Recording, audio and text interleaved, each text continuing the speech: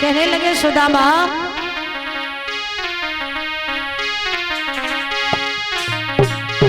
अब मेरा कोई ना सहारा बिना तेरे, मेरा कोई ना सहारा बिना तेरे, ओ घनश्याम सवरिया मेरे।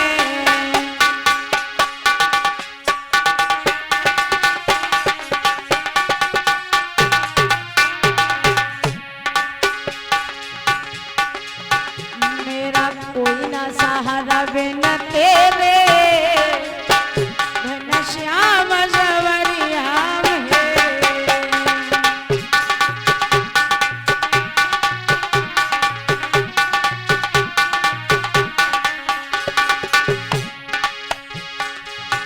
तुम भक्त लगे दरिया,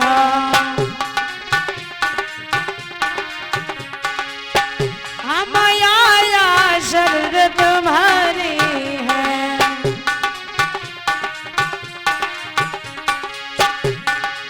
काटो जन्म मरण के फेरे, काटो जन्म मरण के फेरे, घनश्याम सवरिया मेरे।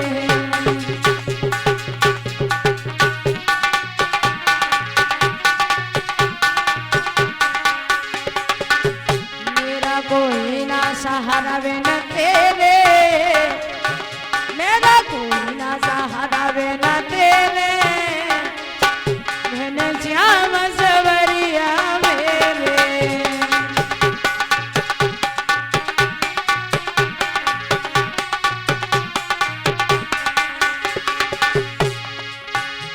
मायावन जीव अभिमानी है,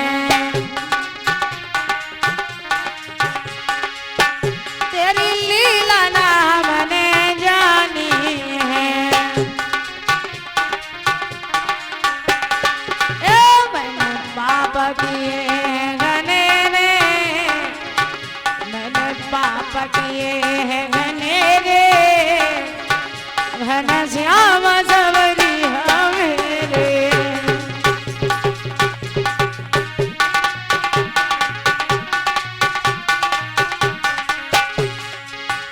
मेरा कोई ना सहारा बिना तेरे, मेरा कोई ना सहारा बिना तेरे, घनश्याम सवरिया मेरे।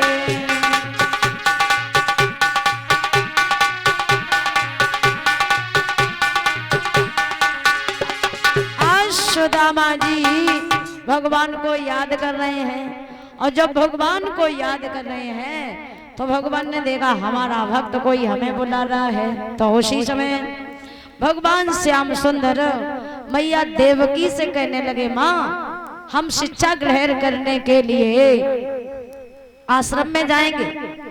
तो गुरु माता ने कहा जाओ और शिक्षा ग्रहण करके अतिशीघ्र लौटाना। का ठीक है। अब सुदामा जी शांतिपर ऋषि के आश्रम में शिक्षा ग्रहण कर रहे हैं। भगवान चलने लगे और धीरे धीरे कुछ समय के बाद शांतिपर ऋषि के आश्रम के पास पहुंच गए। सुदामा जी उस समय कुटिया में मौजूद थे। शांतिपर ऋषि को पता लगा कि भगवान श्याम सुंदर हमारे आश्रम में पता नहीं है। अपने शिष्यों के साथ भगवान का स्वागत करने के लिए आश्रम से बाहर गए शांतिपर ऋषि, लेकिन सुदामा जी कुटिया में मौजूद थे। सुदामा जी भगवान का स्वागत करने नहीं गए, नहीं निकले कुटिया से बाहर। भगवान का स्वागत करने के बाद सुदामा जी जब देखा शांतिपर ऋषि भगवान को लेकर के आश्रम में आए हैं, तो कन्हैया ने देखा कि एक झोपड़ी के पास बैठे एक ब्राह्मण देव रो रहे हैं।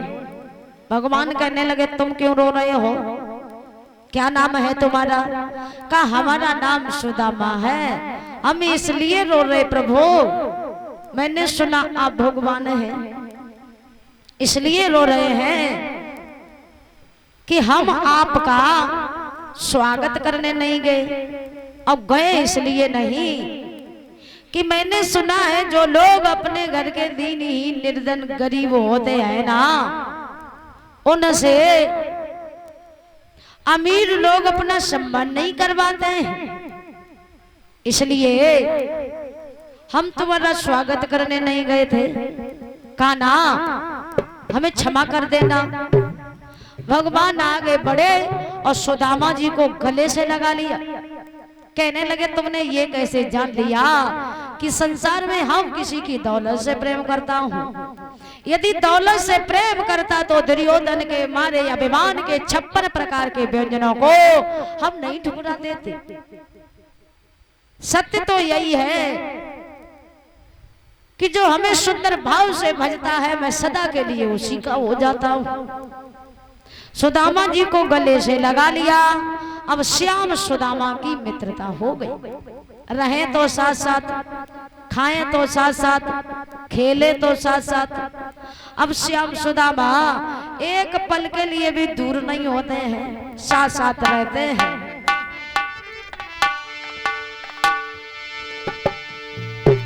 एक दिन जब काफी दिन हो गए तो सुबह का वक्त था। गुरु माता ने भगवान श्याम सुंदर से कहा गुरु माता ने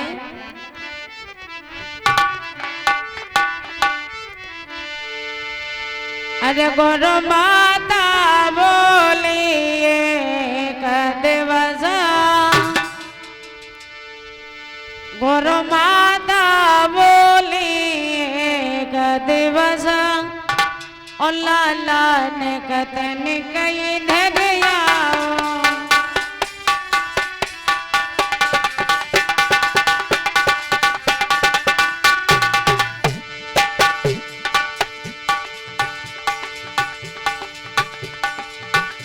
गुरु माता बोली एक दिवस लाला तुम तन कहीं धर आओ, घर में इन का नाम नहीं बेटा इन लेते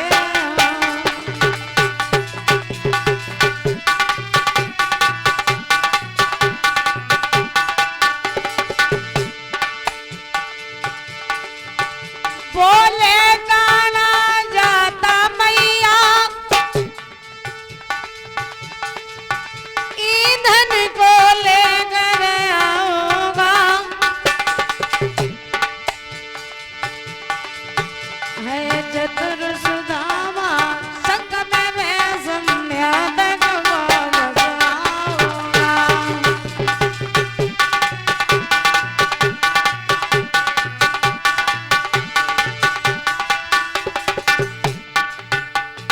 भगवान ने कहा चिंता मत कर मैया, यदि तेरे आश्रम में ईंधन नहीं रहा है तो हम जा रहे संध्या तक ईंधन लेकर के हम और भैया सुदामा दोनों वापस लौट आएंगे, जा रहे हैं। अब भगवान जब ईंधन लेने के लिए चलने लगे तो गुरु माता ने देखा दोनों छोटे छोटे बेटे हैं। मैया ने एक वस्त्र में थोड़े चने बांध करके सुदामा जी को दे दिए। सुदामा जी ने चने की पोटली अपने पास रख ली। अब श्याम सुदामा एक घने जंगल में पहुंच गए हैं। कन्हैया से सुदामा ने कहा तुम वृंदावन में रहते थे, पेड़ों पर चढ़ना जानते हो गया, ऐसा करो सामने के वृक्ष पर चढ़ जाओ और सूखी लकड़ी तोड़ दो। भगवान ने कहा ठीक है भैया हम सूखी लकड़ी तोड़ देंगे। तो उसी समय भगवान श्याम सुंदर एक सूखे वृक्ष पर चढ़ गए और सूखी लकड़ी तोड़ करके भगवान नीचे डाले हैं। सुदामा जी छोटे छोटे 2 गट्ठर बना करके तैयार कर रहे हैं। सुदामा जी ने छोटे छोटे 2 गट्ठर बना करके तैयार कर लिए। तो भगवान श्याम सुंदर ने आकाश मार्ग से देखा एक तरफ से कारी घोर घटाएं गिर रही हैं और जब कारी घोर घटाएं गिर रही हैं भगवान ने देखी तो भगवान सुदामा जी से कहने लगे, भैया सुदामा हमें ऐसा लग रहा मेरे भाई। कहा भगवान ने, कहने लगे भगवान श्याम सुंदर सुदामा जी से, भैया सुदामा अरे कारे कारे भदरा और सो